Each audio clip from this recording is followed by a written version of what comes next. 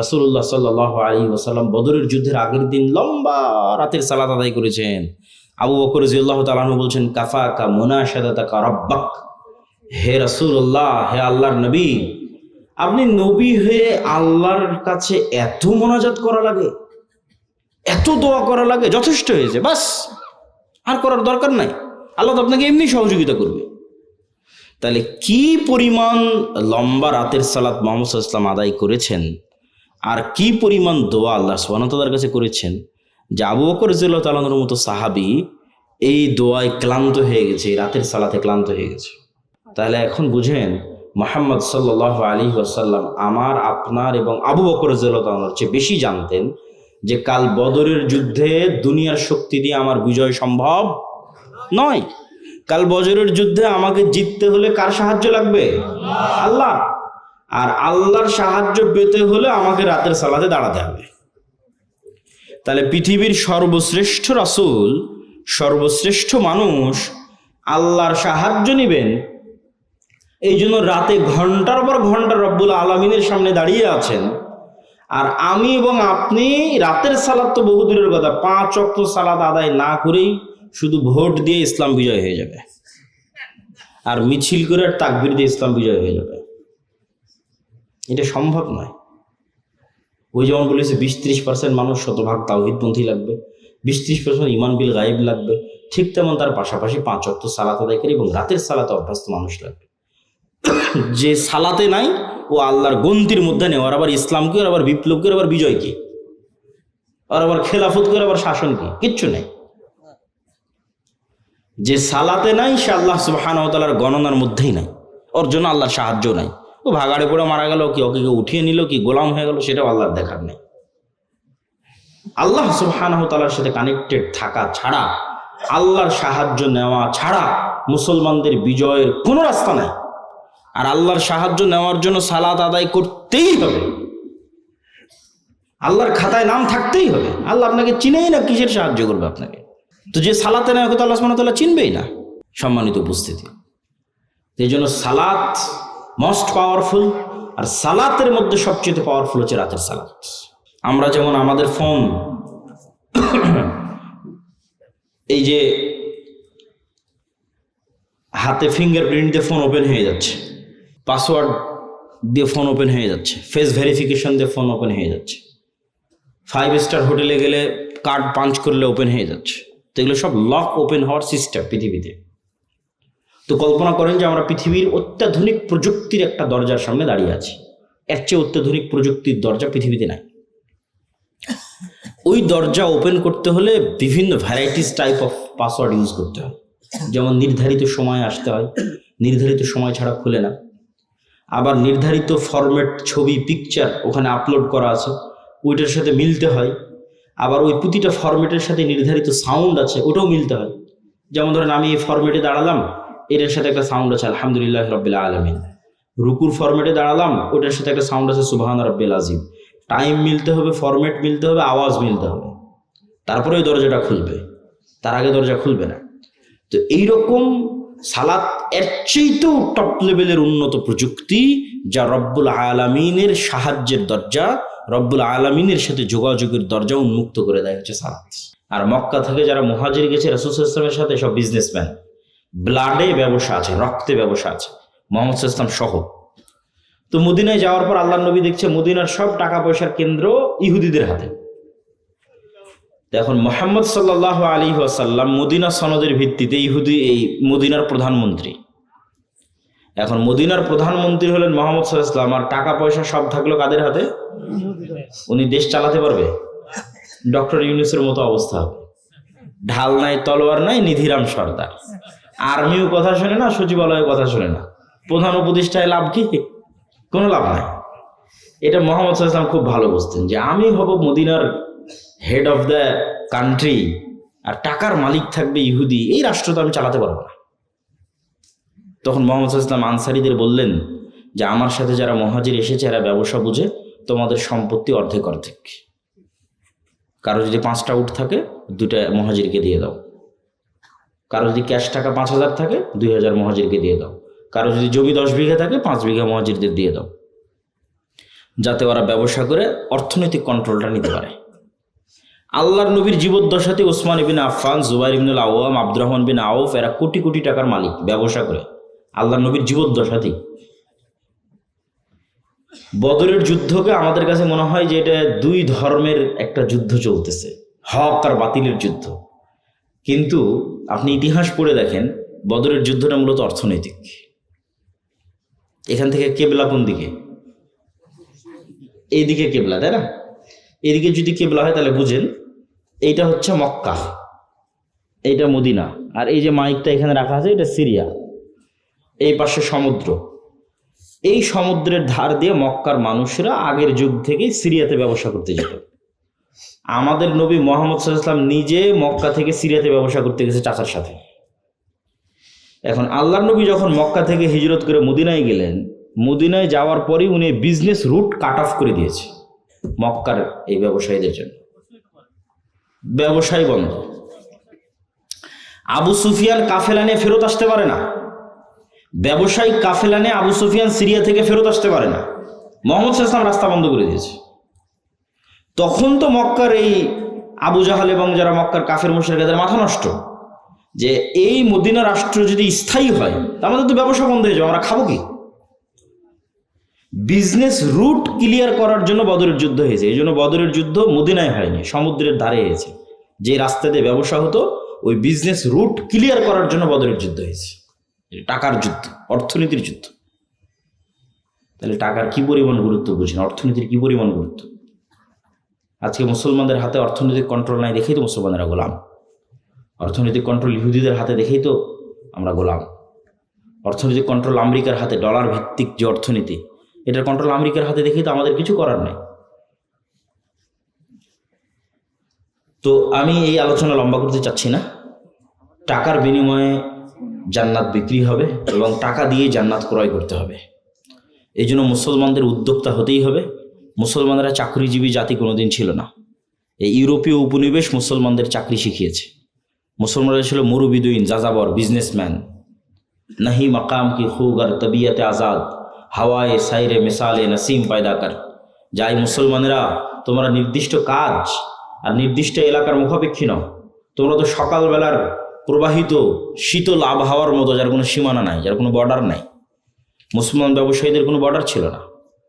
যত সাহাবীর জীবনী আছে তার 90% সাহাবী নিজ এলাকায় মারা যায়নি, নিজ দেশে মারা যায়নি। যে মক্কার ও মক্কায় মারা যায়নি, যে মদিনার ও মদিনায় মারা যায়নি। কে ইরাকে, কে সিরিয়ায়, কে ইয়েমেনে, কে আফগানিস্তানে, কে মরক্কোতে, কে আফ্রিকাতে, যে যেখানে পেরেছে সে যেখানে চলে গেছে। বিজনেস আর দাওয়াত, ব্যবসার দাওয়াত। জিন্দা কওমোं का यही है আলামত কে বদলতি रहती है उनका सुबह शाम। আল্লামা ইকবাল লিখেছে, জীবিত কওমের এটাই চিহ্ন যাদের সকাল সন্ধ্যা পরিবর্তন হতে থাকে। যার সকাল সন্ধ্যা প্রত্যেক দিন একই রকম মতো মারা গেছে। সকালবেলা শুটবুট পরে অফিসে যায়, আবার বিকেলবেলা আসে, আবার সকালবেলা অফিসে যায়, আবার বিকেলবেলা আসে। তাহলে আর প্রতিদিনের সকাল সন্ধ্যা একই রকম। তাহলে এটা মৃত জাতি। আর মরু যাযাবর বিদুইন, আজ এখানে 5 দিন থাকলো গরু ছাগল উট নিয়ে, 5 দিন পর আবার 100 কিলোমিটার দূরে আর এক জায়গায় চলে গেছে। ওখানকার যুদ্ধ, ওখানকার পরিবেশ ভিন্ন।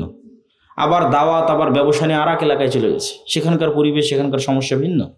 আবার ওখান থেকে 1 বছর 2 বছর পর আবার আর এক জায়গায় চলে গেছে ব্যবসা দাওয়াত নেওয়ার। প্রত্যেক দিনের সকাল আর সন্ধ্যা পরিবর্তন হচ্ছে। এটাই জীবিত জাতি, এটাই মুসলমান উম্মাহ।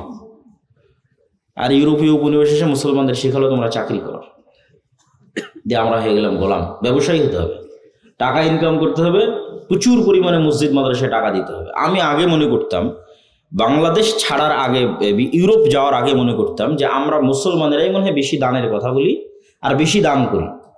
ইউরোপ ঘোরার পর, ইংল্যান্ড ঘোরার পর আমার এই ভুল ধারণা ভেঙে গেছে। আমাদের চাইতে ওরা বেশি দান করে, ওরা বেশি ডোনেট করে। এই জন্য তো খ্রিস্টান মিশনারিগুলো এত পাওয়ারফুল। এগুলো সরকারি টাকা নয়, এগুলো আপনাদের মতো সাধারণ মানুষের দানের টাকা।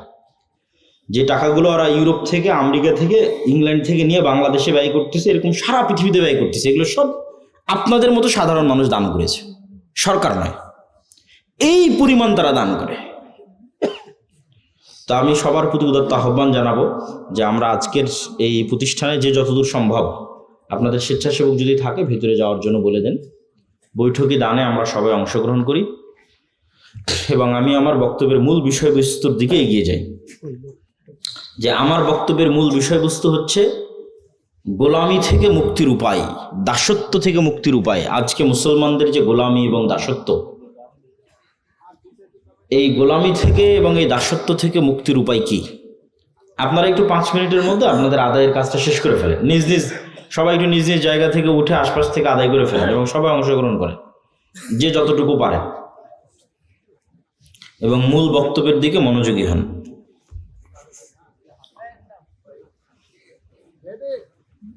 তো আমার মূল বক্তব্যের বিষয়বস্তু হচ্ছে মুসলমানদের যে দাসত্ব এবং গোলামি, এই দাসত্ব এবং গোলামির জিনজির থেকে মুক্তির উপায় কি।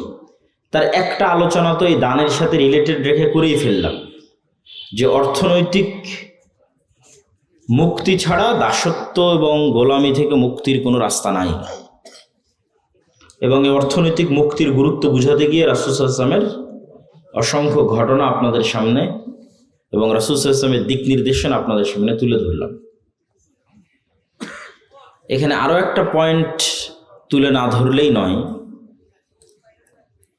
আমরা আজকে যেই লেভেলের গোলামি এবং দাসত্বে আছি, ঠিক এই লেভেলের অথবা এর চেয়ে বেশি গোলামি এবং দাসত্বের জিনজিরে আবদ্ধ ছিল বানু ইসরাইল।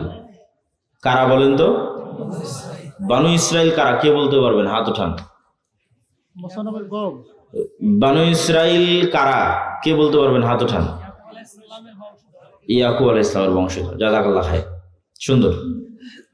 ইব্রাহিম আলাইহিস সালাতু ওয়াস সালামের 2 ছেলে, ইসহাক এবং ইসমাইল। 2 ছেলের নাম কি? ইসহাক এবং ইসমাইল।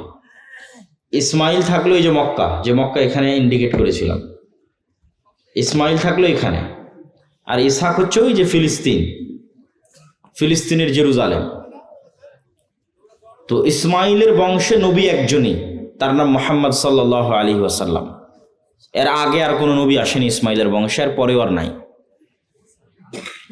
আর ইসহাকের বংশে অসংখ্য নবী। ইসহাকের ছেলে ইয়াকুব, ইয়াকুবের ছেলে ইউসুফ, ইউসুফের 300-400 বছর পর মুসা হারুনের পর ইউশা বিন নুন, তারপর সুলাইমান, দাউদ, তারপরে ইয়াহইয়া, ঈসা, জাকারিয়া, অসংখ্য নবী। তো এই বানু ইসরাইল, এদের গোলামি এবং আমাদের গোলামি কাছাকাছি একই রকম। তো বানু ইসরাইলকে যেই পদ্ধতি দিয়ে ফেরাউন গোলাম বানিয়ে রাখতো, তার একটা বড় পদ্ধতি হচ্ছে সুদি কর্জ, সুদি লোন, যেটার মূল দায়িত্বশীল হর্তাকর্তা ছিল কারুন, ফেরাউনের অর্থমন্ত্রী কারুন। এই কারুন বানু ইসরাইলদেরকে সুদি লোন নিতে উদ্বুদ্ধ করত এবং সুদি লোন দিত, এবং সুদি লোনের জালে আটকে ফেলে পুরো একটা জাতিকে গোলাম বানিয়ে দিয়েছে বানু ইসরাইলদেরকে। সেম ওই পদ্ধতিতেই আজকের মুসলমানদেরকে সুদি লোনে জর্জরিত করে গোলাম বানানো হচ্ছে। আজকের মুসলমানদের গোলাম বানানোর 2টা উপায়,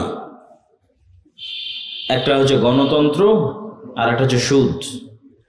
কিন্তু মুসলমানেরা নিজেরাও জানে না যে 2 পদ্ধতির মাধ্যমে তারা কেমনে গোলাম আছে। জি, মহিলারাও এই দানে অংশগ্রহণ করবেন নিজ নিজ দায়িত্বে। তো সুদ এবং গণতন্ত্রের মাধ্যমে মুসলমানেরা কেমনে গোলাম আছে, এটা একটু বোঝার চেষ্টা করতে হবে, নাহলে খুব কঠিন হবে আমাদের মুক্তির রাস্তা। আল্লামা ইকবাল লিখছেন, नए ज़माने के आज़र ने तराशवाए हैं सनम और इन सारे खुदाओं में बड़ा सबसे वतन है, इसका जो पैराहन है वो मजहब का कफन है। যে আজকে আধুনিক যুগে নতুন মূর্তি তৈরি হয়েছে, ওই যুগে ইব্রাহিমের পিতা আজর যে মূর্তি তৈরি করত সেই মূর্তি নয়। আজকের হিন্দুদের যে মা কালী, মা দেবী, মা দুর্গা আছে সেই মূর্তি নয়। আজকে মুসলমানদের ঘরে এবং বাড়িতে নতুন মূর্তি প্রবেশ করেছে। এই নতুন মূর্তি কি? এই নতুন মূর্তির নাম হচ্ছে সেকুলারিজম, ধর্মনিরপেক্ষ মতবাদ। এই নতুন মূর্তির নাম হচ্ছে ন্যাশনালিজম, জাতীয়তাবাদ। এই নতুন মূর্তির নাম হচ্ছে ডেমোক্রেসি, গণতন্ত্র। এই নতুন মূর্তির নাম হচ্ছে সোশ্যালিজম, সমাজতন্ত্র। মুসলমানরা পৃথিবীর যে প্রান্তেই যান, তাদের পায়ে এই জিঞ্জিরগুলো বাঁধা আছে, এগুলো তারা ভেঙে বের হতে পারতেছে না, কোনো মতেই না। কেউ জাতীয়তাবাদের বেড়া জালে আটকে আছে, কেউ গণতন্ত্রের, কেউ ধর্মনিরপেক্ষ মতবাদের, কিন্তু সে ঠিকই বলতেছে আমি আল্লাহকে মানি, রব হিসেবে, ইলাহ হিসেবে আল্লাহর ইবাদত করি, সালাত আদায় করি, কিন্তু এই মূর্তির বেড়া, এই মূর্তির যে দাসত্ব, এটা ভাঙতে পারতেছে না। তো গণতন্ত্র কিভাবে এবং সুদ কিভাবে আমাদের গোলাম বানায়, আপনাকে আগে বুঝতে হবে গোলামির চিহ্ন কি। কেন বলা হচ্ছে বানু ইসরায়েলরা গোলাম, কেন বলতেছি আমরা গোলাম, নেতার আলামত কি, গোলামের আলামত কি? দেখেন, বানু ইসরায়েলরা নবীর সন্তান হওয়ার পরেও মুসা আলাইহিস সালাতু ওয়াস সালামকে বলতেছিলেন নুমিনা লাকা হাত্তা নারাল্লাহা জাহরাতান, মুসা যতক্ষণ তোমার আল্লাহকে না দেখব ততক্ষণ তোমার তাওরাতে ঈমান আনবো না। অথচ এই বানু ইসরাইল এখনই 2 দিন আগে, 1 সপ্তাহ হয়নি, চোখের সামনে দেখেছে সমুদ্র ফেড়ে রাস্তা তৈরি হয়েছে, ফেরাউন ডুবে মরে গেছে। এই দৃশ্য নিজে চোখে দেখার পর মানুষ কেমনে বলতে পারে যে মুসা তোমার আল্লাহকে না দেখা পর্যন্ত তোমার তাওরাতে ঈমান আনবে না? কেমনে বলতে পারে? উত্তর একটাই, এরা হচ্ছে ন্যারো মাইন্ডেড গোলাম, সংকীর্ণ মনা। 300 বছর থেকে গোলামি করে আসতেছে, এই জন্য স্বাধীন নেতা মুসার সাথে চলতে পারতেছে না। তারা বলল মুসা, এই মরুভূমি সিনাই মরুভূমি, এখানে পানি নাই, এই সমুদ্রের লবণাক্ত পানি ভালো লাগে না।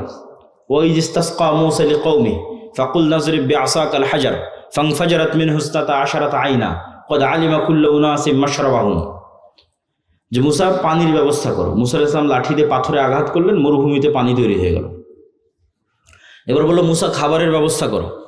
মুসা আলাইহিস সালাম আল্লাহকে বললেন জান্নাত থেকে মান্না এবং সালোয়া, বিশেষ পাখি, বিশেষ মাশরুম, যে বিশেষ মাশরুমের বর্তমান বাজার মূল্য কেজি প্রতি 5 লক্ষ টাকা গড়ে, এখন বাজার মূল্য। ওই বিশেষ মাশরুম আর পাখি জান্নাত থেকে আসতো, রাতের বেলা তাদের গাছের ডালে, তাদের বাড়ির চালে থাকতো ঝুলন্ত অবস্থায়।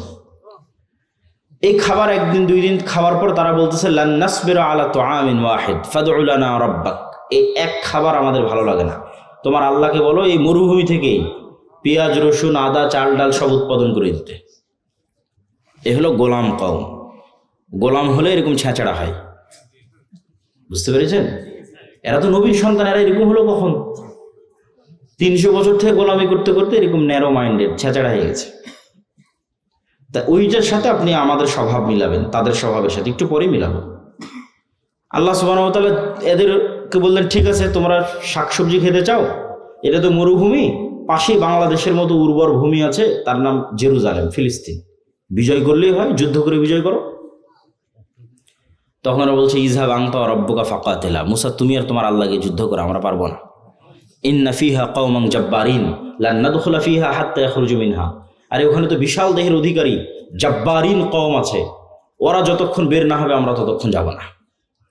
আল্লাহ তাদের উপর আযাব নাজিল করলেন 40 বছরের, ইয়াতিহুনা ফিল আরদি 40 সানা, 40 বছর পাগলের মতো মরুভূমিতে ঘুরপাক খাও। 40 বছর পর ক্ষমা করে দেওয়া হলো, ইউসাবিন নুনের মাধ্যমে হাতে তওবা করে জেরুজালেম বিজয় হলো। আল্লাহ সূর্যকে থামিয়ে দিলেন, জেরুজালেম বিজয় করার তৌফিক দিলেন।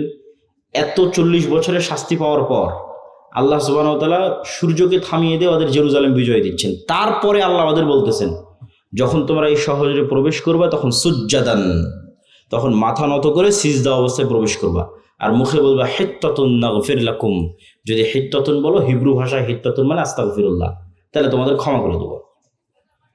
এরা আল্লাহর এত বড় নিয়ামত পাওয়ার পরও জেরুজালেমে যখন প্রবেশ করলো তখন পিছন আগে দিল, মাথা উপরে দিল, আর মুখে হিত্তাতুনের জায়গায় বললো হিনতাতুন। দাউদ এবং সুলাইমান আলাইহিস সালাতু ওয়াস সালামের যুগে আল্লাহ বললেন দাউদের কোরআন তেলাওয়াত শোনার জন্য শনিবারের দিন সমুদ্র এবং নদীর মাছেরা একত্রিত হয়, তোমরা শনিবারের দিন এই মাছগুলোকে ধরিও না। তারা বললো ঠিক আছে, শনিবারের দিন ধরবো না, মাছগুলোকে আটকে রেখে দিল, রবিবারের দিন ধরলো। যে আল্লাহ আপনি তো শনিবারের দিন ধরতে মানা করেছে, শনিবারের দিন তো ধরিনি, মাছ আটকে রেখে দিয়ে কি বারে ধরেছে? তাহলে 2 নম্বরই বুদ্ধিতে 1 নাম্বার না 2 নাম্বার? না বাংলাদেশিদের চেয়ে বেশি না কম? এইবার মিলাতে পারবেন যে আমি যে বলতেছি যে গোলাম আমি, আপনি কেমনে গোলাম হচ্ছি সেটা বুঝতে পারবেন যে 2 নাম্বার বুদ্ধিতে আমরা বাংলাদেশিরা আছি না নাই। এই হলো বানু ইসরাইল। 2 নাম্বারই বুদ্ধি, ছেঁচড়ামি, মিথ্যা, চুরি, দুর্নীতি, ধোঁকা, এই জিনিসগুলো যার মধ্যে আছে সে এমনি গোলাম। তাহলে এই জিনিসগুলো কোথায় থেকে তৈরি হয়? ওটাই তো গোলাম তৈরির কারখানা। এবার আশা করি বুঝতে পেরেছেন, এটা তৈরি হয় গণতন্ত্র থেকে আর সুদী অর্থনীতি থেকে। কেমনে হয় সেটাও বুঝিয়ে দিচ্ছি, তাহলে আপনি বুঝবেন গণতন্ত্র হচ্ছে গোলাম তৈরির কারখানা। তো আমরা তো অলরেডি ব্রিটিশদের 190 বছর ঔপনিবেশিক শাসনে গোলাম ছিলাম। গোলামি করতে করতে আমাদের রক্তের মধ্যে 2 নম্বরই মিথ্যা, ধোঁকা এগুলো মিশে গেছে। আমরা আর ওই গোলামির বেড়াজাল থেকে বেরিয়ে আসতে পারছি না। কেন? পূর্ণাঙ্গ স্বাধীনতা আমাদের হয়নি। 47 থেকে নিয়ে আজ পর্যন্ত 70-80 বছরে আমরা ব্রিটিশ কাঠামোর মধ্যেই আছি। Bangladesh army is a legacy of British army. এই বাংলাদেশ আর্মি পাকিস্তান আর্মির খণ্ডিত অংশ, Pakistan army Indian army, Indian army British army. ফলত ব্রিটিশ আর্মিতে যা rules and regulation and law ছিল তাই বাংলাদেশ আর্মিতে ফলো হয়, কোনো 19-20 নাই। তারপর আমাদের যে কোর্ট, এটা ব্রিটিশ কোর্ট, সেটাই হুবহু ফলো হয়। আমাদের সংবিধান, পুলিশ আইন সব ব্রিটিশ, শিক্ষা ব্যবস্থা ব্রিটিশ। তাহলে পূর্ণাঙ্গ স্বাধীনতা আসেনি, ওই ফরম্যাটের মধ্যেই আছে। তো গণতন্ত্র চাপিয়ে দেওয়া আছে আমাদের উপরে, যেন এখানে নেতা বের না হতে পারে। নেতা মানেই হচ্ছে সে 2 নম্বরে বেরোবে না, নেতা মানেই হচ্ছে সে মিথ্যার আশ্রয় নেবে না, নেতা মানেই হচ্ছে সে ধোঁকা দিবে না, নেতা মানেই হচ্ছে সে মাথা উঁচু থাকবে, মাথা বিক্রি করবে না, নেতা মানে সে টাকার কাছে মাথা নত হবে না, মানে সে কোনো প্রকার লিয়াজু লবিং 2 নম্বরই রাস্তার সাথে যার সম্পর্ক নাই, ও হচ্ছে রিয়াল হিরো, রিয়াল নেতা, প্রকৃত নেতা। নবীরা এরকম নেতা ছিল। তাহলে এইরকম নেতা তৈরির রাস্তা বন্ধ করতে হলে যেই রাস্তাতে লিয়াজু লবিং দুর্নীতি এগুলো শিখা যাবে সেটা ধরে রাখতে হবে, নাহলে তো সবাই নেতা হয়ে যাবে, সবাই উসমান হাদি হয়ে বসে থাকবে। তাহলে উসমান হাদি যেন না হতে পারে, তার জন্য গণতন্ত্র, ডেমোক্রেসি। তাহলে কি হবে? এক দল আর এক দলের বিরুদ্ধে তো বলবেই, একই আসনের মনোনয়ন প্রার্থী 6 জন 7 জন 10 জন, একজন আর একজনের চেয়ে মনোনয়নটা কে নিয়ে আসতে পারবে তার জন্য লিয়াজু লবিং, টাকা পয়সার লেনদেন, মিথ্যা, ধোঁকা, দুর্নীতি, দুর্নাম সব অবলম্বন করে তারপরে মনোনয়ন পেয়েছে।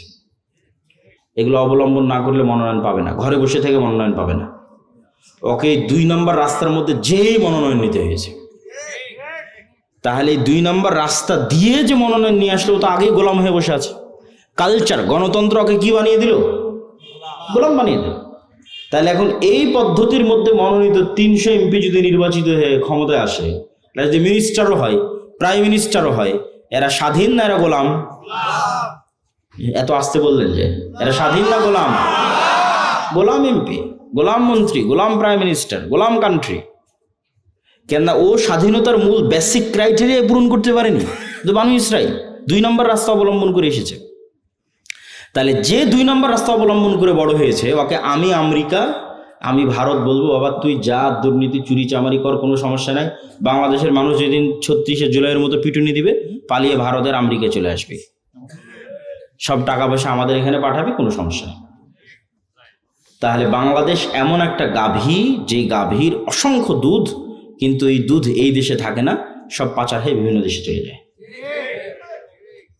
তাহলে এই দুধ যেন পাচার হয়, এর জন্য তো ওইরকম নেতাই তৈরি করা লাগবে, দুর্নীতিবাজ নেতাই তো তৈরি করা লাগবে। দুর্নীতিবাজ নেতা কি থেকে তৈরি হবে? গণতন্ত্র যদি না থাকে। গণতন্ত্র যদি না থাকে তাহলে তো দুর্নীতিবাজ নেতা তৈরি হবে না।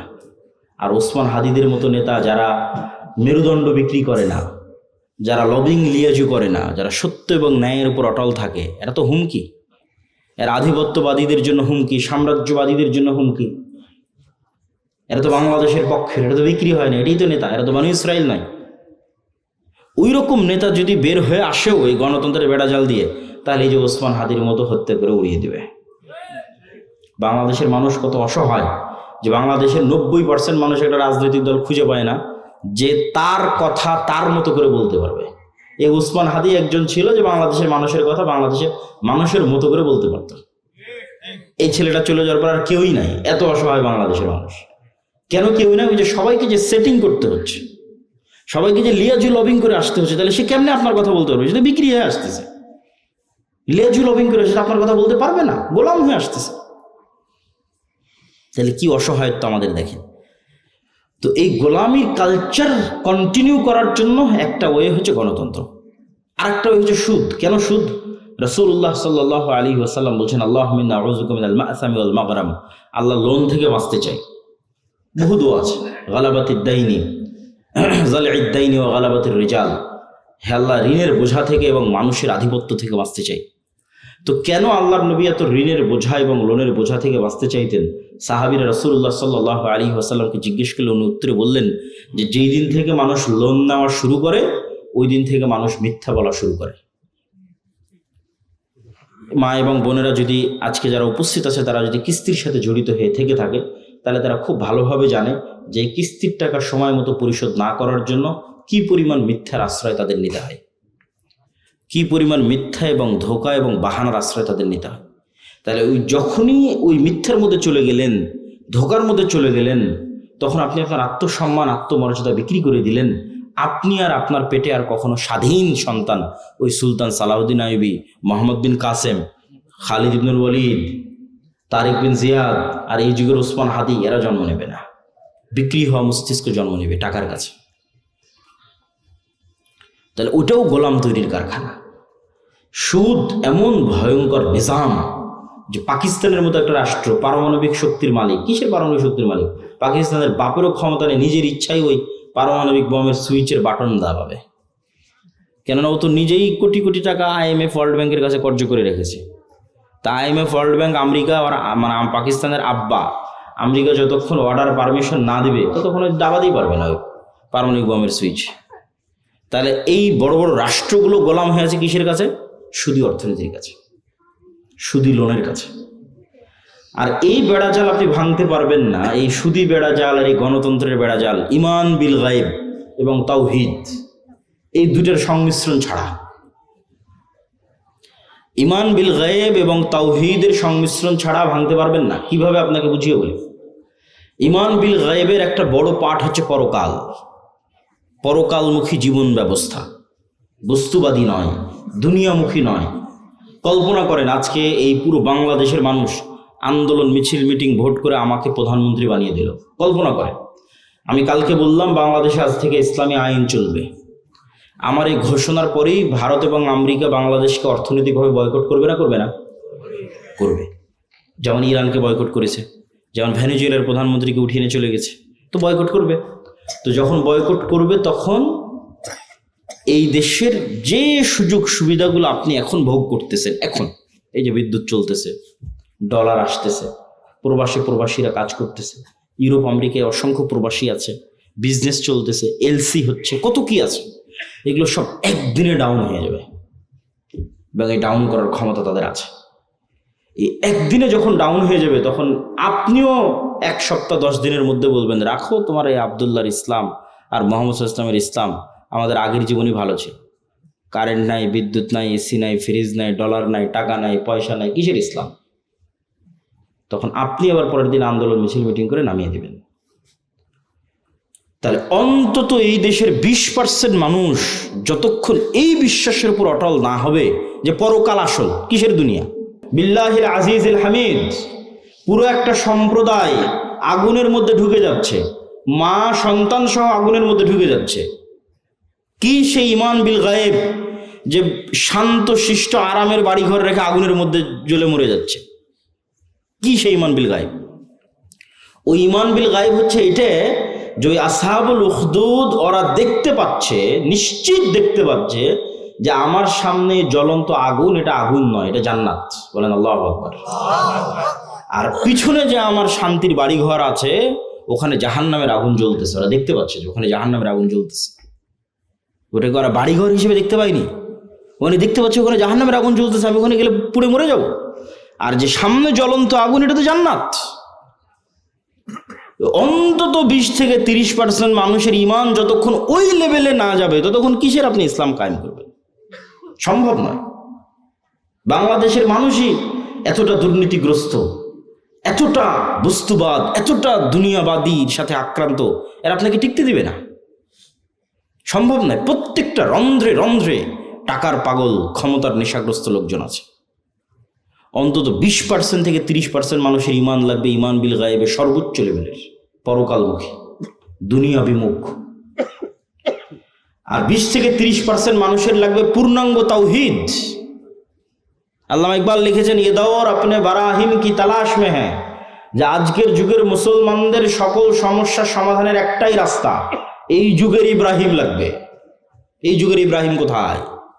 আজ থেকে 5000 বছর আগে ইব্রাহিম আলাইহিস সালাম এসেছিল, পূর্ণাঙ্গ শতভাগ তাওহীদে বিশ্বাসী। ওই পূর্ণাঙ্গ শতভাগ তাওহীদে বিশ্বাসী ইব্রাহিম কোথায়? আজকের মুসলিম উম্মার মতো ওই ইব্রাহিম লাগবে। তাহলে মুসলমানদের মুক্তির যাত্রা শুরু হয়ে যাবে। হ্যাঁ, আপনাদের মতো যারা আহলে হাদিস এবং সালাফি আছে, তারা বড় শিরক, বড় বেদাত থেকে অনেকটাই মুক্ত, কিন্তু পূর্ণাঙ্গ শতভাগ তাওহীদের অনুসারী নয়। কিভাবে এটা আপনাকে বুঝিয়ে বলি, যে কেমনে আপনি পূর্ণাঙ্গ শতভাগ তাওহীদের অনুসারী নন। ঠিক আছে, আপনি কবর মাজারে গিয়ে সিজদা দেন না, তাবিজ কবজ ব্যবহার করেন না, কিন্তু এই আপনি বিড়ি সিগারেটে আসক্ত। তাহলে যখন আপনি বিড়ি সিগারেটে আসক্ত, তখন আপনার ইলাহ ওই বিড়ি সিগারেট। আমি বলিনি, আল্লাহ নিজে কোরআনে বলেছে যে তার নফস ইলাহু হাওয়া, তার ইলাহ হচ্ছে তার নিজের অন্তরের কামনা। ঠিক আছে, আপনি কবরকে ইলাহ মানেননি, কিন্তু ইলাহ তো আপনার নিজের নফসকে বানিয়ে রেখেছে। ইলাহ তো কোনো অবৈধ প্রেমিকাকে বানিয়ে রেখেছে। ইলাহ তো টাকার নেশাকে বানিয়ে রেখেছে। ইলাহ তো ক্ষমতার নেশাকে বানিয়ে রেখেছে। ওই টাকার জন্য আপনি সব করতে পারেন, হালাল হারামের বাস বিচার নাই। ওই ক্ষমতার জন্য আপনি সব করতে পারেন, ওই নারীর জন্য সব করতে পারেন, মনের প্রবৃত্তি পূরণ করার জন্য সব করতে পারেন। তাহলে তো আপনি শতভাগ তাওহীদপন্থী নন। তাহলে তো আপনি ইব্রাহিম আলাইহিস সালামের মতো হতে পারলেন না, যে ইব্রাহিম আলাইহিস সালাম এবং ইসমাঈল আলাইহিস সালাম আসলামা ওয়া তাল্লাহু লিল জাবিন, নিজের ইচ্ছার বিরুদ্ধে গিয়ে সন্তানকে জবাই করতেছে, আর সন্তান নিজের ইচ্ছার বিরুদ্ধে গিয়ে জবাই হওয়ার জন্য রাজি হয়ে যাচ্ছে। কেন? সিদ্ধান্তটা আল্লাহর। এটা হলো শতভাগ তাওহীদ, যে আল্লাহর সিদ্ধান্তের সামনে পরিপূর্ণ আত্মসমর্পণ। তাহলে শতভাগ তাওহীদপন্থী 20% থেকে 30% মানুষ, আর ঈমান বিল গায়েবে সর্বোচ্চ স্তরের 20 থেকে 30% মানুষ হওয়া ছাড়া পূর্ণাঙ্গ ইসলামী বিপ্লব সম্ভব নয়। এই দাওয়াত আজকে আমি দিচ্ছি না, এই দাওয়াত শাহ ইসমাইল শহীদ দিয়ে গেছে আজ থেকে 100-150 বছর আগে। ওনার একটাই দাওয়াত ছিল যে আমাদের পূর্ণাঙ্গ ইসলামী বিপ্লবের আগে মানুষকে শতভাগ পূর্ণাঙ্গ তাওহীদে বিশ্বাসী হতে হবে, নাহলে পূর্ণাঙ্গ ইসলামী বিপ্লব সম্ভব নয়। শতভাগ তাওহীদে বিশ্বাসী এবং ঈমান বিল গায়বে ইয়াকিন আছে এরকম 20 থেকে 30% মানুষ লাগবে পুরো বাংলাদেশের। তাহলে এর উপর ভিত্তি করে পূর্ণাঙ্গ ইসলামী বিপ্লব কায়েম হবে। পূর্ণাঙ্গ ইসলামী বিপ্লবের সকল ক্রাইটেরিয়া রেডি আছে, শুধু ওই রকমের যোগ্য মানুষ নাই। তারপরে কি লাগবে? তারপরে আরো 2টা জিনিস লাগবে। এক, আমি পূর্ণাঙ্গ তাওহীদপন্থী মানুষ, ঠিক আছে, আমি পূর্ণাঙ্গ ঈমান বিল গায়ব অর্জন করলাম, ঠিক আছে, কিন্তু নেতা হওয়ার জন্য আরো 2টা জিনিস লাগে। ওই 2টা জিনিস পূরণ না করতে পারলে নেতা হতে পারবেন না।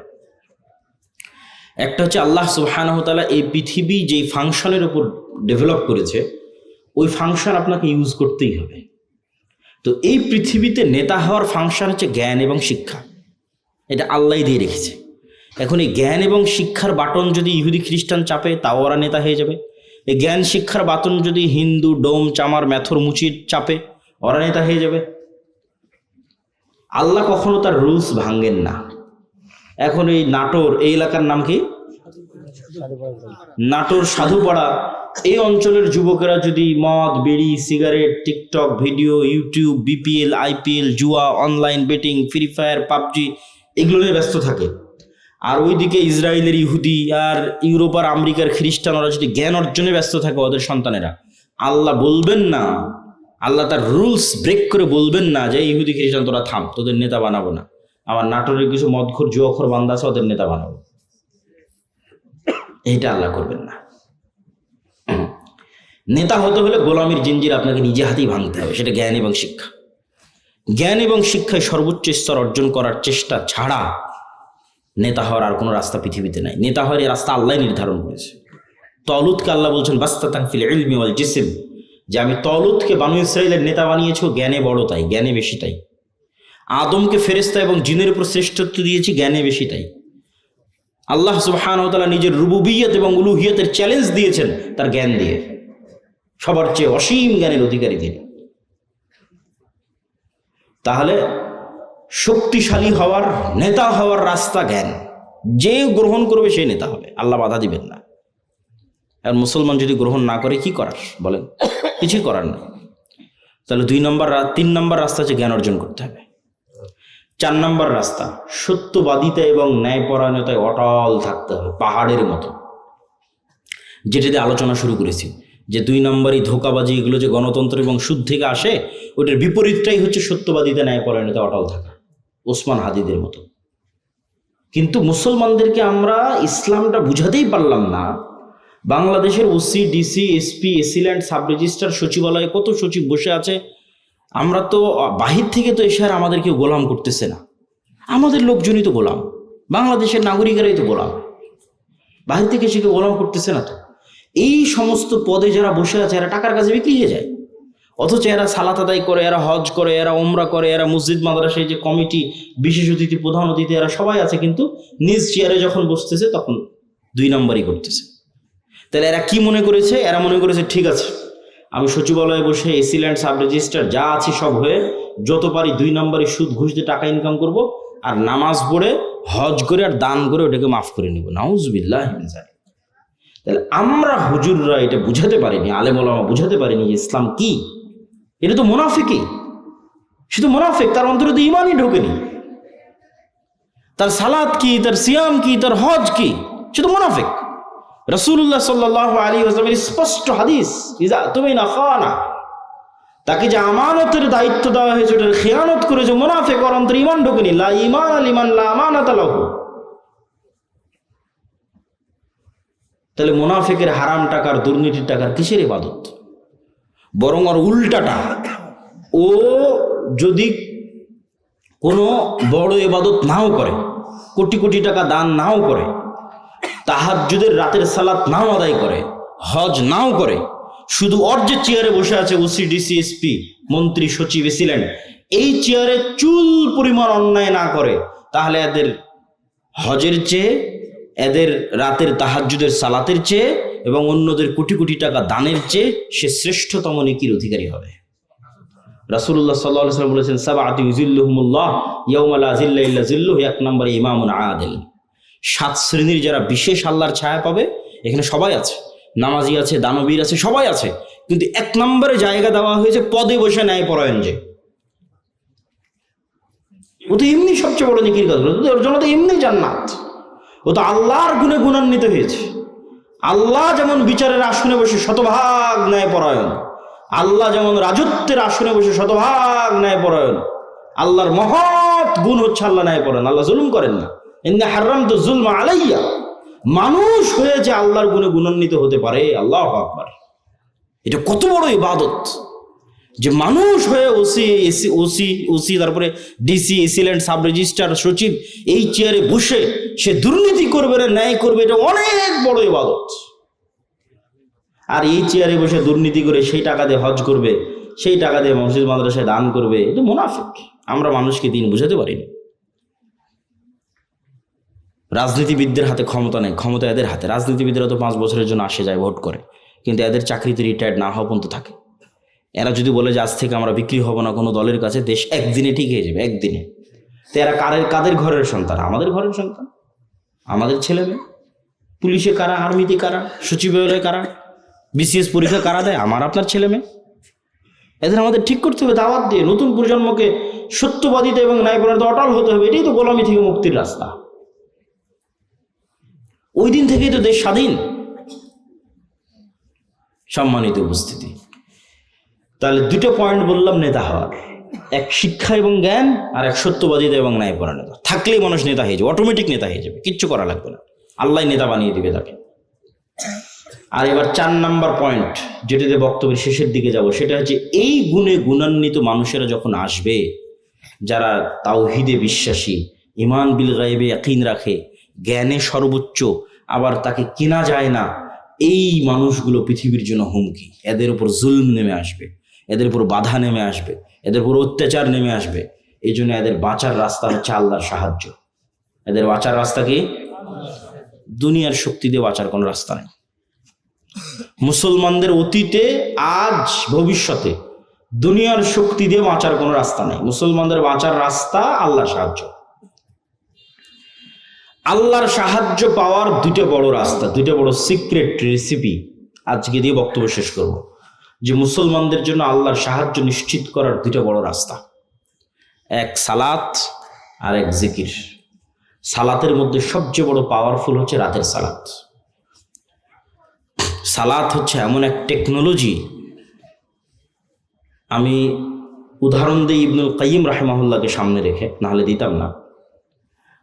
আমরা যেমন এখানে বসে থেকে হাজার হাজার কিলোমিটার দূরে থাকা আমেরিকার কোনো টিচারের কাছে অনলাইনে ক্লাস করতেছি, অথবা এখান থেকে 100 কিলোমিটার দূরে থাকা ঢাকার কোনো টিচারের কাছে অনলাইনে ক্লাস করতেছি, তো পাসওয়ার্ড লগ ইন দিয়ে যখন ক্লাসে জয়েন করি তখন দুইজনে লাইভ সেশন, টিচারও যুক্ত হয়েছে, স্টুডেন্টও যুক্ত হয়েছে লাইভ সেশনে, কানেক্টেড। তো আজকের ইন্টারনেট, আজকের মোবাইল দিয়ে মানুষ হাজার কিলোমিটার দূরে থাকা টিচারের সাথে, মানুষের সাথে লাইভ কানেক্টেড হচ্ছে, লাইভ কথোপকথন করতেছে। তো সালাত এটার চেয়ে তো হাজারো লক্ষ কোটি গুণ উন্নত লেভেলের প্রযুক্তি, যা দুনিয়াতে থাকা মানুষকে 7 আসমানের উপরে থাকা রব্বুল আলামিনের সাথে লাইভ কানেক্টেড করে দেয় সরাসরি। মানুষ যখন সালাতে দাঁড়ায় এবং চোখ যখন সিজদার দিকে, অন্তর যখন আল্লাহর দিকে নিবদ্ধ, তখন রব্বুল আলামিনও তার মুখোমুখি হয়ে যান। দুনিয়াতে থেকে 7 আসমানের সাথে সরাসরি লাইভ কথোপকথনের প্রযুক্তি হচ্ছে সালাত। এই জন্য নবীরা সবসময় সালাতের আশ্রয় নিয়েছে। সূর্যগ্রহণে সালাত, চন্দ্রগ্রহণে সালাত, বৃষ্টি প্রার্থনায় সালাত, জানাজায় সালাত, বিপদ আপদে সালাত, রাতে সালাত। রাসূলুল্লাহ সাল্লাল্লাহু আলাইহি ওয়াসাল্লাম বদরের যুদ্ধের আগের দিন লম্বা রাতের সালাত আদায় করেছেন। আবু বকর রাদিয়াল্লাহু তাআলা আনহু বলছেন, কাফাকা মুনাশাদাতাকা রাব্বাক, হে রাসূলুল্লাহ, হে আল্লাহর নবী, আপনি নবী হয়ে আল্লাহর কাছে এত মোনাজাত করা লাগে, এত দোয়া করা লাগে, যথেষ্ট হয়েছে, বাস, আর করার দরকার নাই, আল্লাহ তো আপনাকে এমনি সহযোগিতা করবে। তাহলে কি পরিমাণ লম্বা রাতের সালাত মুহাম্মদ সাল্লাল্লাহু আলাইহি ওয়াসাল্লাম আদায় করেছেন, আর কি পরিমাণ দোয়া আল্লাহ সুবহানাহু ওয়া তাআলার কাছে করেছেন, যে আবু বকর রাদিয়াল্লাহু তাআলা আনহুর মতো সাহাবী এই দোয়ায় ক্লান্ত হয়ে গেছে, রাতের সালাতে ক্লান্ত হয়ে গেছে। তাহলে এখন বুঝেন, মুহাম্মদ সাল্লাল্লাহু আলাইহি ওয়াসাল্লাম আমার, আপনার এবং আবু বকর রাদিয়াল্লাহু তাআলার চেয়ে বেশি জানতেন যে কাল বদরের যুদ্ধে দুনিয়ার শক্তি দিয়ে আমার বিজয় সম্ভব নয়। কাল বদরের যুদ্ধে আমাকে জিততে হলে কার সাহায্য লাগবে? আল্লাহ। আর আল্লাহর সাহায্য পেতে হলে আমাকে রাতের সালাতে দাঁড়াতে হবে। তাহলে পৃথিবীর সর্বশ্রেষ্ঠ রাসূল, সর্বশ্রেষ্ঠ মানুষ আল্লাহর সাহায্য নেবেন, এই জন্য রাতে ঘন্টার পর ঘন্টা রব্বুল আলামিনের সামনে দাঁড়িয়ে আছেন। আর আমি এবং আপনি রাতের সালাত তো বহু দূরের কথা, 5 ওয়াক্ত সালাত আদায় না করেই শুধু ভোট দিয়ে ইসলাম বিজয় হয়ে যাবে, আর মিছিল করে আর তাকবীর দিয়ে ইসলাম বিজয় হয়ে যাবে, এটা সম্ভব নয়।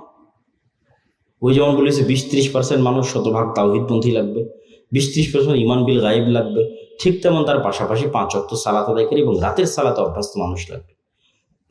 যে সালাতে নাই ও আল্লাহর গন্তির মধ্যে নেই, আর আবার ইসলাম কি, আর আবার বিপ্লব কি, আর আবার বিজয় কি, আর আবার খেলাফত কি, আর আবার শাসন কি, কিচ্ছু নেই। যে সালাতে নাই সে আল্লাহ সুবহানাহু ওয়া তাআলার গণনার মধ্যেই নাই, ওর জন্য আল্লাহর সাহায্য নাই। ও ভাগাড়ে পড়ে মারা গেল কি, ওকে কেউ উঠিয়ে নিল কি, গোলাম হয়ে গেল, সেটাও আল্লাহর দেখার নেই। আল্লাহ সুবহানাহু ওয়া তাআলার সাথে কানেক্টেড থাকা ছাড়া, আল্লাহর সাহায্য নেওয়া ছাড়া মুসলমানদের বিজয়ের কোনো রাস্তা নাই। আর আল্লাহর সাহায্য নেওয়ার জন্য সালাত আদায় করতেই হবে, আল্লাহর খাতায় নাম থাকতেই হবে। আল্লাহ আপনাকে চিনেই না, কিসের সাহায্য করবে আপনাকে? তো যে সালাতে নেয় ওকে তো আল্লাহ সুবহানাহু ওয়া তাআলা চিনবেই না। সম্মানিত উপস্থিতি, এই জন্য সালাত মোস্ট পাওয়ারফুল, আর সালাতের মধ্যে সবচেয়ে পাওয়ারফুল হচ্ছে রাতের সালাত। আমরা যেমন আমাদের ফোন, এই যে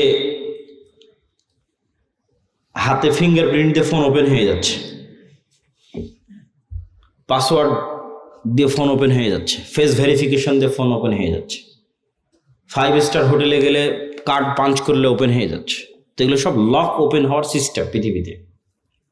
তো কল্পনা করেন যে আমরা পৃথিবীর অত্যাধুনিক প্রযুক্তির একটা দরজার সামনে দাঁড়িয়ে আছি।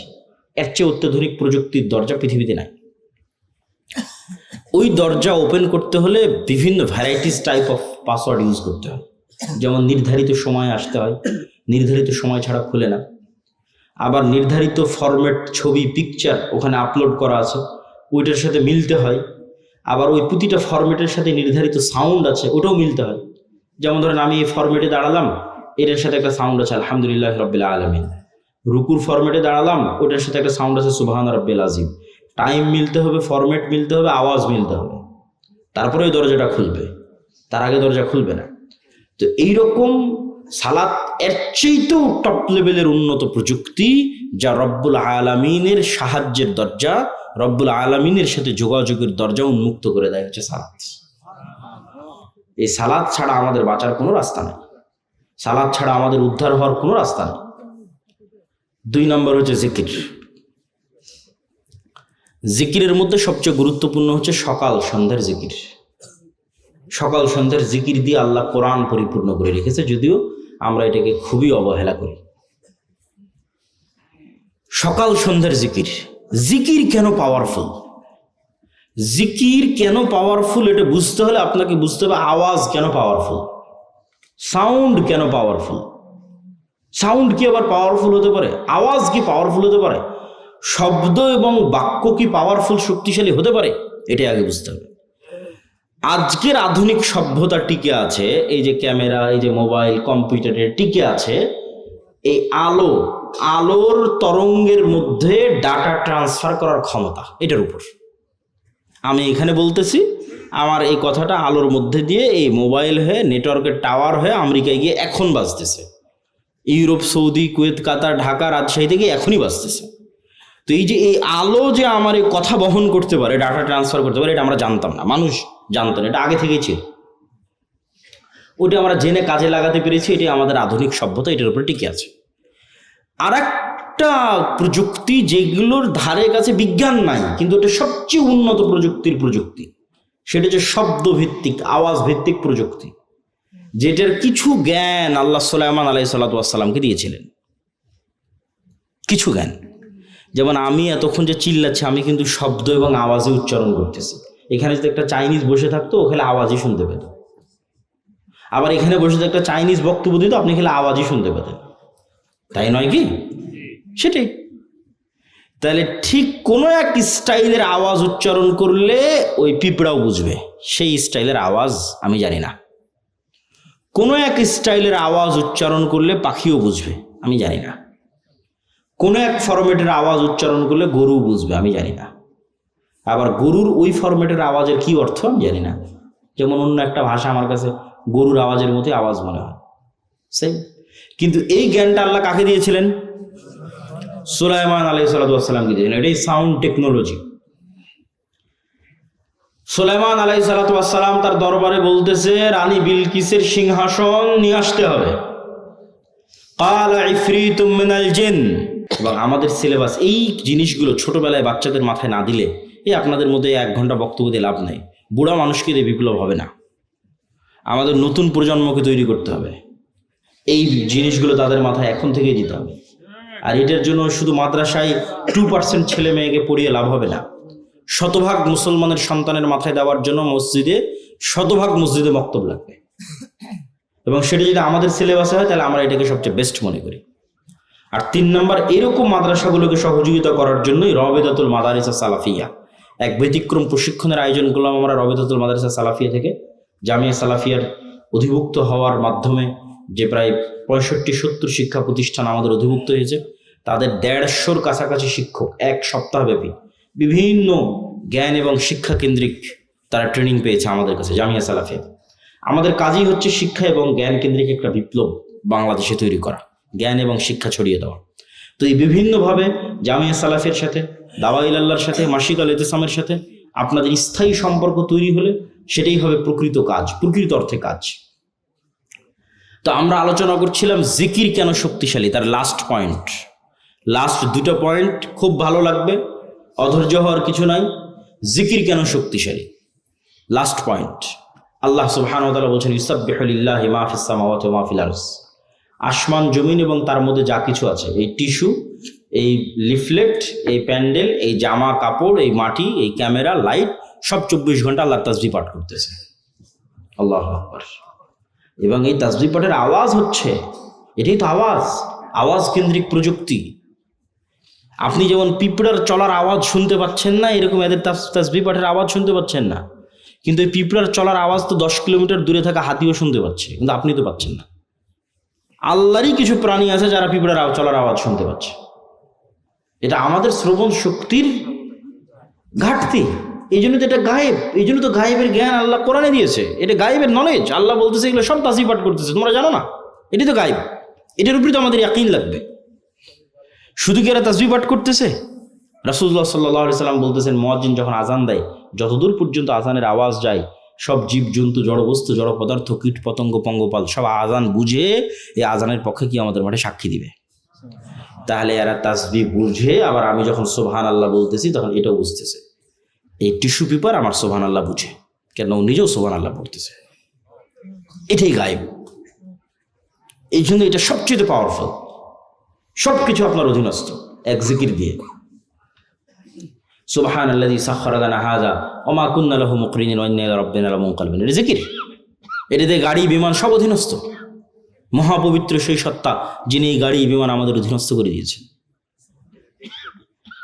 সেই জন্য জিকির আপনাকে ব্যবহার করতেই হবে, বিশেষ করে সকালে এবং সন্ধ্যায়। এবং অনেক সময় দোয়ার চেয়ে জিকির পাওয়ারফুল হয়, এই জন্য দোয়াতে মানুষের নিজের কথা বেশি থাকে। আল্লাহ আমার এটা দাও, আল্লাহ আমার ছেলেকে এটা দাও, আল্লাহ আমার বউকে এটা দাও, আল্লাহ আমার টাকা দাও, আল্লাহ আমার পয়সা দাও, বাড়ি দাও, গাড়ি দাও, নিজের কথা বলতে বলতে শেষ। কিন্তু শুধু জিকির যখন হয়, ওখানে শুধু আল্লাহর কথা থাকে। লা ইলাহা ইল্লাল্লাহ, লা ইলাহা ইল্লাল্লাহু ওয়াহদাহু লা শারীকা লাহু, লাহুল মুলকু ওয়া লাহুল হামদু ওয়া হুয়া আলা কুল্লি শাইইন কাদির, সুবহানাল্লাহি ওয়া বিহামদিহি সুবহানাল্লাহিল আযীম, আল্লাহু আকবার, আলহামদুলিল্লাহ, লা হাওলা ওয়া লা কুওয়াতা ইল্লা বিল্লাহ। এগুলো সব জিকির, এগুলো শুধু আল্লাহর বর্ণনা, শুধু আল্লাহর কথা, আল্লাহর প্রশংসা, আল্লাহর বড়ত্ব, আল্লাহর মহত্ব, আল্লাহর তাসবিহ, আল্লাহর পবিত্রতা। আর এই ইবাদত ফেরেশতাদের ইবাদত। এই ইবাদত আপনার আশেপাশে যা জীবজন্তু, জড়বস্তু, জড়পদার্থ দেখছেন, এদের ইবাদত। কেন? ওদের নিজের কোনো চাওয়া নাই। ফেরেশতাদের নিজের কোনো চাওয়া নাই, তাহলে ওদের ইবাদত কি? তাসবিহ। ফেরেশতার ইবাদত তাসবিহ, আপনার আশেপাশে যা দেখতে পাচ্ছেন এদের ইবাদত তাসবিহ। আপনিও সকাল সন্ধ্যা তাসবিহ করেন, জিকির পাঠ করেন, পৃথিবীর সব অসম্ভব সম্ভব হয়ে যাবে। আল্লাহ সুবহানাহু ওয়া তাআলা মুসা আলাইহিস সালাতু ওয়াস সালামকে বলছেন, ওয়ালা তানিয়া ফি যিকরি, যে মুসা তোমাকে লাঠি দিলাম, সাপ হয়ে যাবে, সমুদ্রে মারলে রাস্তা তৈরি হয়ে যাবে, পাথরে মারলে ঝর্ণা তৈরি হয়ে যাবে। কিন্তু কতক্ষণ? যতক্ষণ তোমার কলব সালাত এবং জিকিরের মাধ্যমে আমার সাথে কানেক্টেড আছে। মুসা তুমি সালাতেও নাই, জিকিরেও নাই, সব ডিঅ্যাক্টিভেট হয়ে যাবে। ফেসবুকের অ্যাকাউন্ট যখন ফেসবুক ডিঅ্যাক্টিভেট করে দেয়, তখন লাঠি মারলেও সাপ হবে না, সমুদ্রে মারলেও রাস্তা হবে না, পাথরে মারলেও ঝর্ণা হবে না। কেন? মুসা আলাইহিস সালাম নিজেই সালাতে নাই, জিকিরে নাই, তাহলে হবে? আল্লাহ বলছে ওয়ালা তানিয়া ফি যিকরি, জিকির ভুলা যাবে না। কলবকে আমার সাথে কানেক্টেড থাকতে হবে।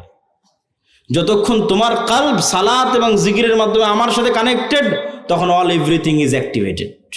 তখন পিছনে যতই ফিরআউনের বিশাল লস্কর হোক আর সামনে যত বড়ই সমুদ্র হোক, রাস্তা তৈরি করে দেওয়া আমার দায়িত্ব। আল্লাহু আকবার। এই জন্য জিকির ছাড়া এবং সালাত ছাড়া মুসলমানদের কোনো রাস্তা নেই। কেন? মুসলমানরা দুনিয়াবী শক্তি দিয়ে পারবে না, তাকে গায়েবী মদদ নিয়েই বাতিল শক্তির বিরুদ্ধে লড়াই করতে হবে। আর গায়েবী মদদ পেতে চাইলে 5 ওয়াক্ত সালাত, রাতের সালাত, সকাল সন্ধ্যার জিকির ছাড়া কোনো রাস্তা নেই। আল্লাহ সুবহানাহু ওয়া তাআলা আমাদের এরকম একটা প্রজন্ম পাওয়ার তৌফিক দান করুক, যে প্রজন্ম শতভাগ তাওহীদ, শতভাগ ঈমান বিল গায়বে ইয়াকিন, যে প্রজন্ম জ্ঞানে সর্বোচ্চ, যে প্রজন্ম বিক্রি হয় না, সত্যবাদী ন্যায়পরায়ণ ওসমান হাদিদের মতো। আবার যেই প্রজন্ম আল্লাহর সাহায্য নিশ্চিত করতে পারবে সালাত দিয়ে এবং জিকির দিয়ে। এই প্রজন্ম শুধু বাংলাদেশ বিজয় করবে না, সারা পৃথিবী বিজয় করবে।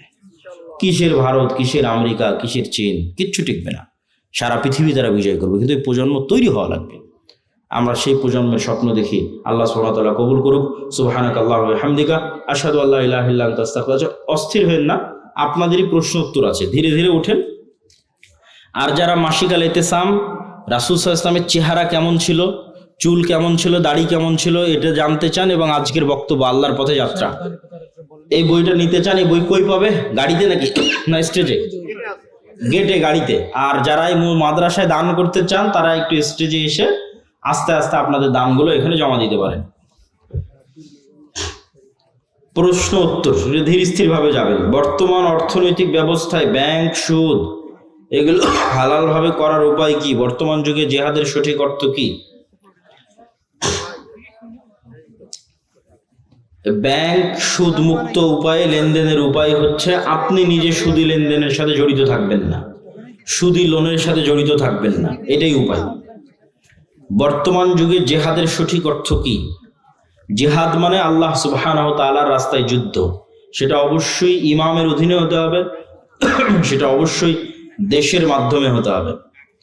মুসলমানদের মধ্যে বিভক্তি, মাযহাব, দলাদলি নিয়ে ইসলামের অবস্থান কি?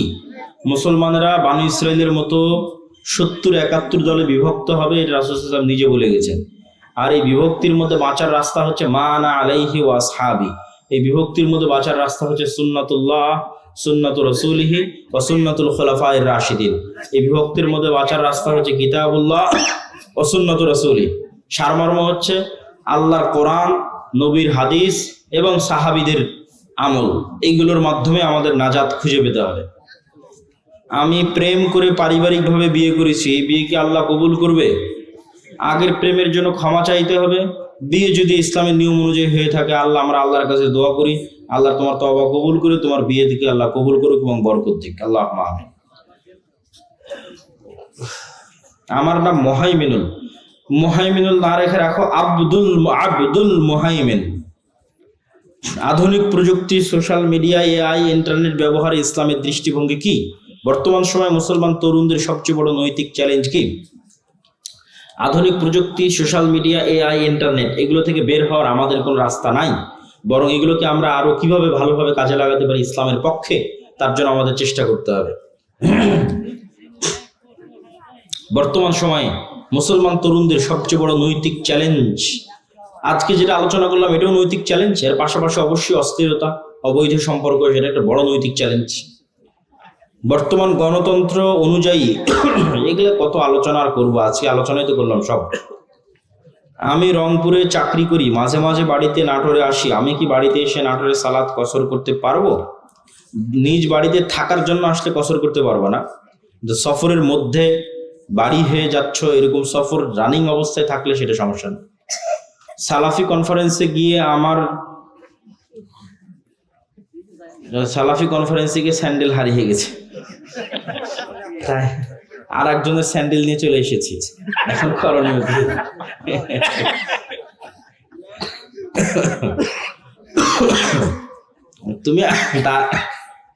তুমি তার নামে কিছু অর্থ দান করে দিও আল্লাহর রাস্তায়, এখানে আর করণীয় বলার মতো কিছু নাই। আসলে অর্থনৈতিক ইবাদত দিয়ে এই ধরনের ছোটখাটো ভুল ত্রুটি থেকে বাঁচতে হবে, যেটা বক্তব্যের শুরুতে বলেছি। বাড়িতে বা ঘরের মধ্যে চিকা খুব অত্যাচার করে, এই চিকা কি পানিতে ডুবিয়ে রেখে মারা যাবে? কোনো প্রাণীকে মারতে চাইলে কষ্ট দিয়ে মারা যাবে না, যেটাতে কষ্ট কম হয় সেই উপায়ে মারতে হবে। বিরক্তিকর কষ্টদায়ক প্রাণীকে আল্লাহ নবী মারার অনুমতি দিয়েছেন, সাপ, বিচ্ছু এগুলোকে রাসূল সাল্লাল্লাহু আলাইহি ওয়াসাল্লাম মারার অনুমতি দিয়েছেন, কিন্তু কষ্ট দিয়ে নয়, আগুনে জ্বালিয়ে নয়। ইসলাম কি নারী শিক্ষাকে সমর্থন করে? বর্তমান সমাজের প্রয়োগ কেমন হওয়া উচিত? রাসূল সাল্লাল্লাহু আলাইহি ওয়াসাল্লামের যুগে আয়েশা রাদিয়াল্লাহু তাআলা আনহার কাছে ওমর রাদিয়াল্লাহু তাআলা এবং সাহাবীরা যেতেন মাসলা মাসাইল ফতোয়া নেওয়ার জন্য। তাহলে একটা নারী কি পরিমাণ জ্ঞানের অধিকারী হলে দ্বিতীয় খলিফা ওমরের মতো জ্ঞানী মানুষ আর আব্দুল্লাহ বিন আব্বাস, আব্দুল্লাহ বিন ওমরের মতো জ্ঞানী মানুষেরা তার কাছে যায়, যেটা বুঝতে পারতেছে না এটার মাসলা কি হবে বলে দেন। তাহলে নারীদের জ্ঞান অর্জনের পথে বাধা হলে তো সেটা ইসলামের প্রথম যুগেই বোঝা যেত। বরং নারীরা জ্ঞানী হলেই তারা তাদের সন্তান সন্ততিকে ভালোভাবে মানুষ করতে পারবে, কিন্তু কোন জ্ঞান অর্জন করতেছে, কিভাবে অর্জন করছে, এটা হলো দেখার বিষয়। জ্ঞান অর্জন করতেই হবে, কোন জ্ঞান? যদি জ্ঞান হয় অশ্লীলতার, সেটা তো আমাদের সমাজকে ধ্বংস করে দেবে। যদি জ্ঞান হয় ফ্রি মিক্সিং এর মাধ্যমে, তাহলে ওই জ্ঞানের তো কোনো দাম নাই। ইজ্জত নষ্ট করে, লজ্জা নষ্ট করে, শালীনতা নষ্ট করে জ্ঞানের কোনো দাম নাই। লজ্জা এবং শালীনতা বজায় রেখে দিনের জ্ঞান এবং পাশাপাশি প্রয়োজনীয় দুনিয়ার জ্ঞান। একাই জবাই করতে পারবে, মেয়েরাও জবাই করতে পারবে, কোনো সমস্যা নেই। বিসমিল্লাহ আল্লাহু আকবার বললে পৃথিবীর সব প্রাণী হালাল, যা পৃথিবীর যে সমস্ত প্রাণী হালাল তার সবই হালাল বিসমিল্লাহ আল্লাহু আকবার বললে। আধুনিক ফ্যাশন ও পোশাকের ক্ষেত্রে পর্দার সীমা কোথায়? পর্দার সীমার নির্ধারণ হবে লজ্জার উপর ভিত্তি করে। মানুষের লজ্জা কতটুকু, মানুষের লজ্জা কতটুকু, এটাই নির্ভর করতেছে এই বিষয়টা নির্ধারণ করার জন্য। আপনি যদি সৌদি আরবে যান, আপনি যদি আফগানিস্তানে যান, তাহলে প্যান্ট শার্ট পরে ঘুরতেও আপনাকে লজ্জাবোধ হতে পারে, কিন্তু বাংলাদেশে আপনাকে প্যান্ট শার্ট পরে ঘুরতে লজ্জাবোধ হবে না, ইউরোপ আমেরিকা লজ্জাবোধ হবে না। তাহলে লজ্জার মাত্রাটা কোন লেভেলে আছে। আবার বাংলাদেশে দেখা যাচ্ছে কেউ যদি হাফ প্যান্ট অথবা 3/4, বিশেষ করে হাফ প্যান্ট পরে ঘুরে, তাহলে লজ্জাবোধ হতে পারে। কিন্তু ভারতেই যদি যান হাফ প্যান্ট পরে ঘুরেন, কোনো লজ্জা নেই। ইউরোপ আমেরিকায় যান, সবাই হাফ প্যান্ট পরে ঘুরতেছে, কোনো লজ্জা নেই। তাহলে এটা লজ্জার মাত্রার উপর নির্ভর করতেছে, 1 নাম্বার। 2 নাম্বার, আল্লাহ সুবহানাহু ওয়া তাআলা যে সীমা দিয়েছে সেটা তো আছে।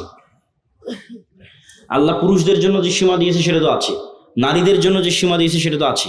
কিন্তু সেটার উপরেও যে আপনি বোরখা কেমন পড়তেছেন, আটো-শটো পড়তেছেন কিনা, মুখ ঢাকতেছেন কিনা, এগুলো সব নির্ভর করতেছে অন্তরের লজ্জার উপর। তো লজ্জাশীলা হওয়াটা অন্তরের বিষয়। আপনি বোরখা পরে পুরুষ মানুষের সাথে কথা বললেন, এটা তো পর্দা হলো না। তাহলে তো আপনি পর্দা বুঝলেন না, আপনি মনে করলেন পর্দা মানে পোশাক। পর্দা মানে তো পোশাক নয়, পোশাক পর্দার একটা অনুষঙ্গ, এবং বেপর্দা অনেক বড় শাস্তি। আদম আলাইহিস সালাতু ওয়াস সালাম এবং হাওয়া আলাইহিস সালাতু ওয়াস সালামকে জান্নাতে সর্বপ্রথম শাস্তি দেওয়া হয়েছে উলঙ্গ হওয়ার মাধ্যমে, জামা খুলে নেওয়ার মাধ্যমে। এটা অপমান, কিন্তু আমরা ওই শাস্তি ও অপমানটাকে নিজেদের জন্য সাজসজ্জা এবং ফ্যাশন বানিয়ে নিয়েছি। তাহলে আমাদেরকে আল্লাহ এবং আল্লাহ রসুলের সীমা বুঝতে হবে, এবং ওই সীমার প্রয়োগ হবে অন্তরের তাকওয়া এবং অন্তরের লজ্জা অনুযায়ী।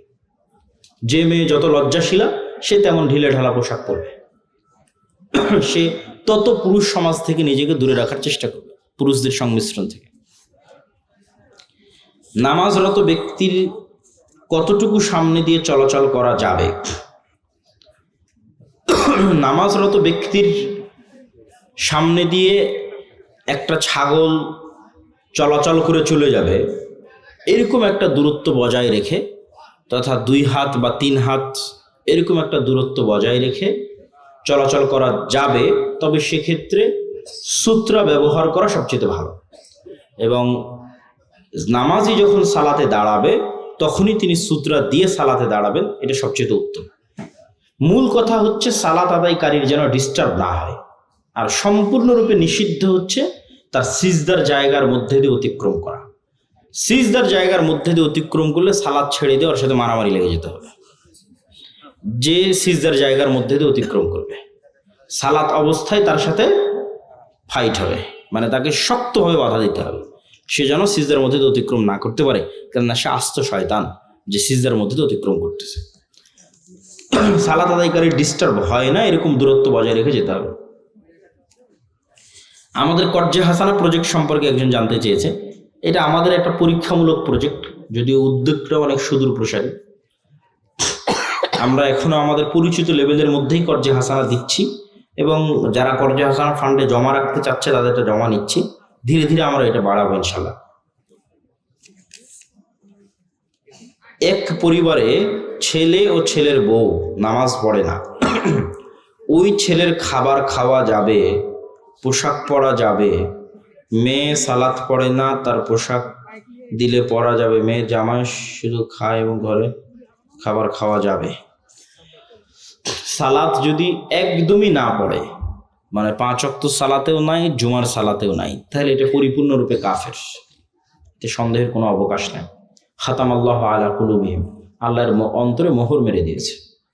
সালাতে অবহেলা করে, ওয়াইলুল লিল মুসাল্লিন আল্লাযীনা হুম আন সালাতিহিম সাহুন, পড়ে নিয়মিত নয়, চেষ্টা করে, বাদ চলে যায়, এরকম ব্যক্তিকে সরাসরি কাফের বলা যাবে না, ফাসিক বলতে হবে। তার সাথে খাবার গ্রহণ করা যাবে। আর একদমই সালাতের কোনো নামগন্ধ নাই, এরকম মানুষের বাড়িতে যাতায়াত করা, তাদের বাড়িতে খাওয়া দাওয়া করা উচিত নয়, বরং বয়কট করাই উচিত। আসসালামু আলাইকুম। আসসালামু আলাইকুম শায়েখ। মাগরিবের